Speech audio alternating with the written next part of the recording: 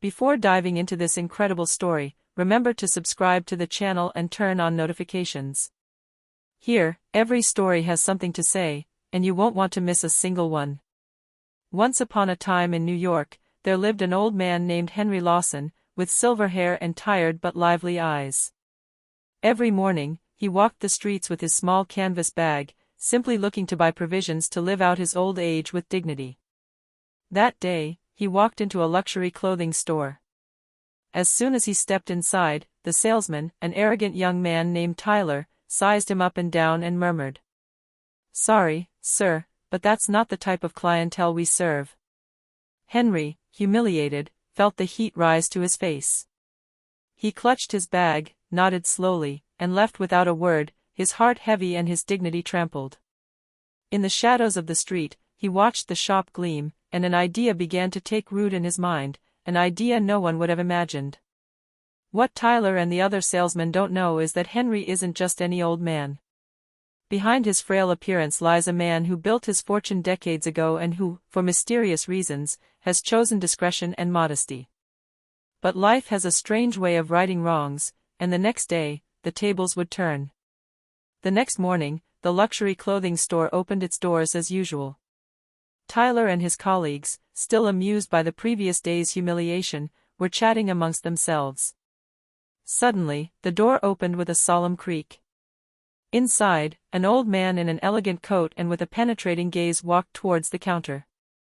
The salespeople exchanged perplexed glances. "Hello. I'm here too," Henry began in a calm voice. Before he finished, Tyler sneered. "Sir, you know you're not our usual clientele." Henry smiled gently, and with a wave of his hand signaled to an assistant behind him to present a document. Tyler frowned and took the paper. His eyes widened when he read, "Complete acquisition of this shop, owner, Henry Lawson." An icy silence fell over the shop.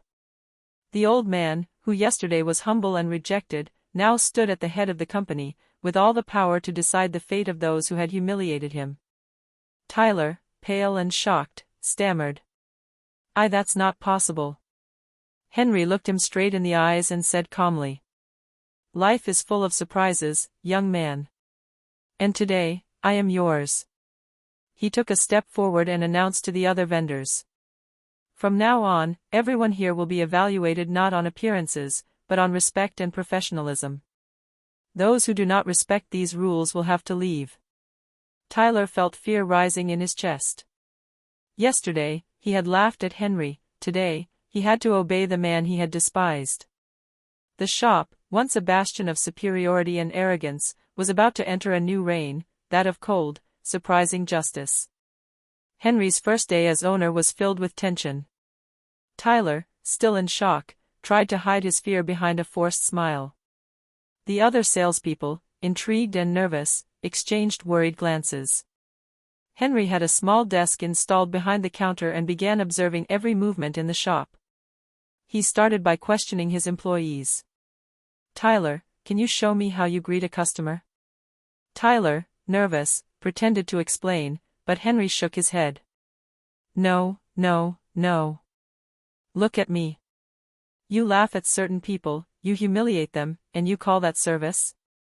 Then Henry ushered in an elderly, modestly dressed customer who looked like a reflection of himself yesterday. Tyler stepped forward with his usual arrogance, ready to push her away.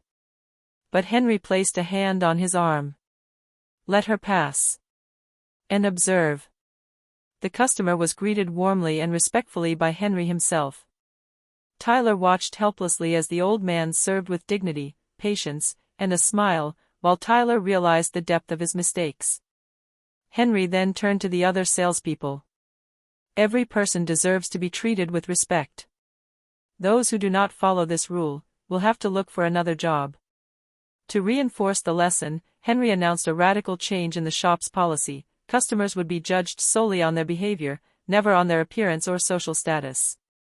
Those who had been humble and respectful would be rewarded.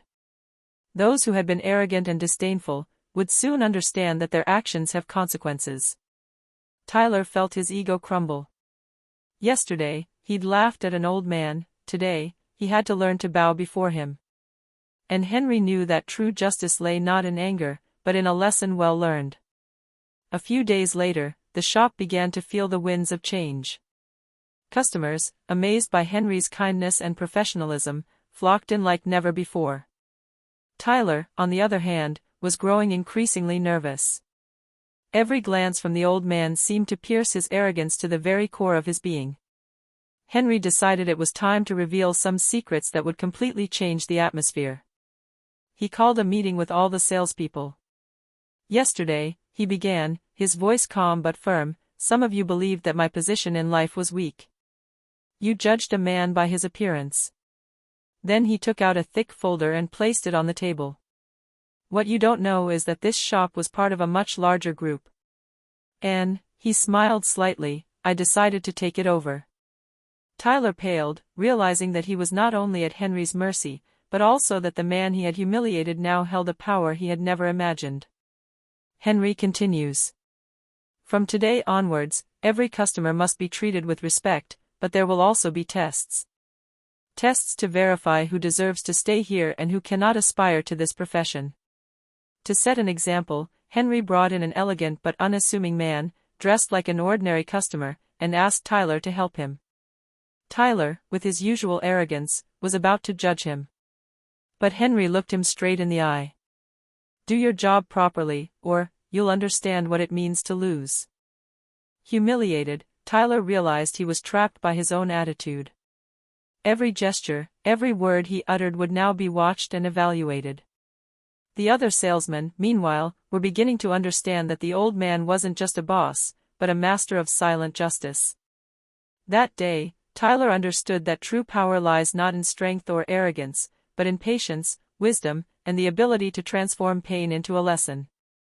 And Henry, with his quiet smile, had already won the first battle. Weeks passed, and the shop quickly became a model of professionalism and respect. Customers praised the warm welcome and quality of service, and Henry watched with satisfaction as his employees gradually transformed. But one last thing remained to be addressed: Tyler. One afternoon, Henry summoned Tyler to his office. The young salesman, always nervous, felt his heart pounding. Henry placed an antique mirror in front of him.